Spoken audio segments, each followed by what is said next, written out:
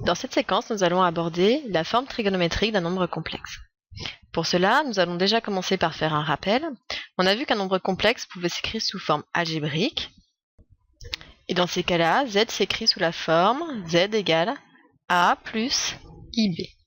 Sachant que a, c'est ce qu'on appelle la partie réelle, ce qui va être porté sur l'axe des abscisses, et que b va s'appeler la partie imaginaire et va se porter sur l'axe des imaginaires. Quand on veut représenter un tel nombre complexe, on sait que m aura pour coordonnées en abscisse la partie réelle et en ordonnée la partie imaginaire. Donc par exemple sur le dessin, donc si la partie réelle est ici et que la partie imaginaire est là, on a le point M qui est à l'intersection de ces deux informations. Et donc M, il est ici. Donc ça, c'est une première manière de caractériser un nombre complexe. On peut caractériser d'une seconde manière un nombre complexe. Donc sur ce repère, je rappelle, nous avons U qui dirige l'axe des abscisses et nous avons V qui dirige l'axe des ordonnées. Donc M, il peut être caractérisé par deux autres conditions. La première peut être donnée par la distance de M par rapport à l'origine. Donc cette distance, on va la noter au M. Donc cette distance, c'est ici.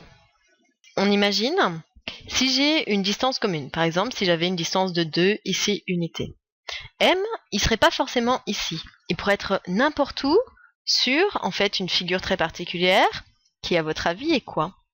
Eh bien, ce serait un cercle. C'est-à-dire que je pourrais tracer un cercle. Alors, il va être très moche sur mon dessin. Vous m'excuserez. Mais logiquement, la distance, en fait, de n'importe quel point sur le cercle est la même que la distance au M. Donc, pour pouvoir fixer M à ce niveau-là, on va devoir rajouter, en tout cas imposer, une deuxième condition. Et cette deuxième condition va être déterminée par l'angle ici. Entre, qu'on va appeler θ.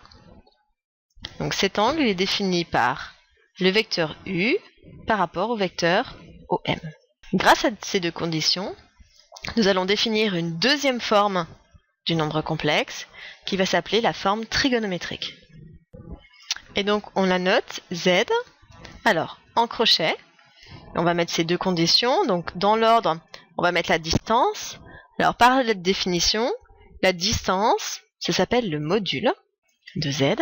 C'est-à-dire que comme M, il représente le complexe Z, ça c'est son module, et on note OM égale module de Z entre deux barres. Donc ici, première condition, on écrira le module, on verra comment on le calculera dans une autre vidéo, et θ, c'est ce qu'on appelle l'argument de Z.